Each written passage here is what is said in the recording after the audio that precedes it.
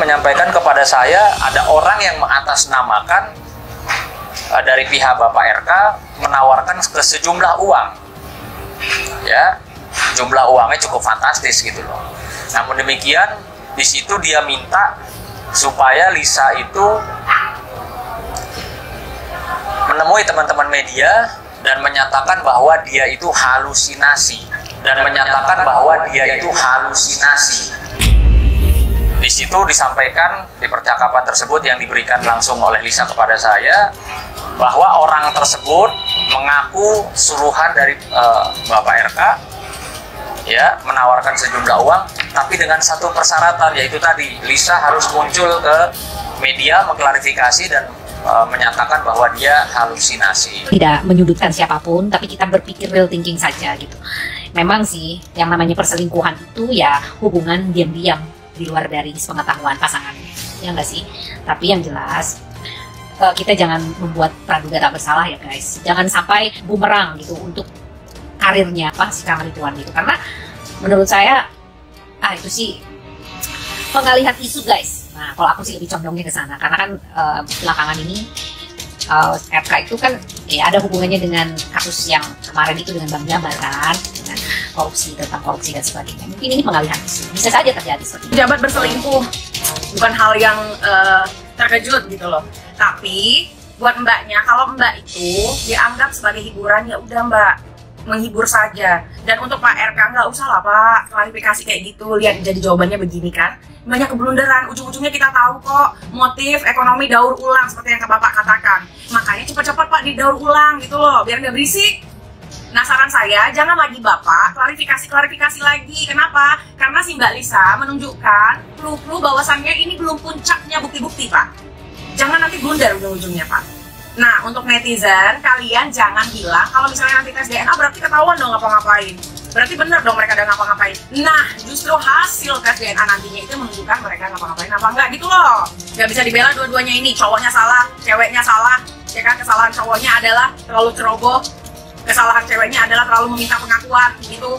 Nah coba kalian lihat ini guys, ini adalah screenshotan dari Volkonoha terkait dengan klarifikasi Ridwan Kamil di Instagramnya. Dan kalian lihat ini waktunya 11 menit yang lalu. Jadi bener-bener ketika posting langsung di screenshot tuh sama admin Volkonoha. Nah kalau kalian udah lihat itu, sekarang kalian lihat yang ini nih, yang udah agak lama, 19 jam lalu. Jadi ini udah lebih lama daripada yang sebelumnya. Ada yang beda nggak guys? Ada yang beda nggak? Sekali lagi gue bilang ya, ini kayak masalah sepele, bisa jadi ini typo atau apalah, gue juga nggak tahu. Tapi gue agak keganjel aja gitu pikiran gue. Coba kalian cermati paragraf ini nih. Saya hanya bertemu dengan yang bersangkutan 1 kali dan masalah tersebut sudah terselesaikan, ya intinya begitu ya. Nah itu kan yang baru di post nih ya, kayak bertemu untuk apa nih ya, bertemu untuk apa, kok tiba-tiba masalah diselesaikan ya kan gitu ya. Kok mohon maaf nih, gue mikirnya begitu ya kan, gue kan yang gue lihat aja.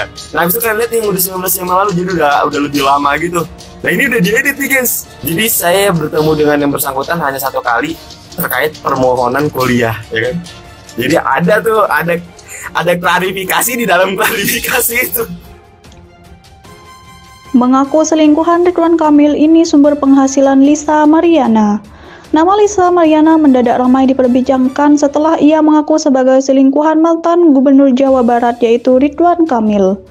Pengakuan tersebut ia sampaikan melalui unggahan di Instagram pribadinya disertai dengan sejumlah bukti berupa tangkapan layar percakapan serta cuplikan video call yang diklaim melibatkan Ridwan Kamil. Salah satu unggahannya menampilkan potongan video call dengan seorang pria yang wajahnya sengaja ditutupi dengan tulisan.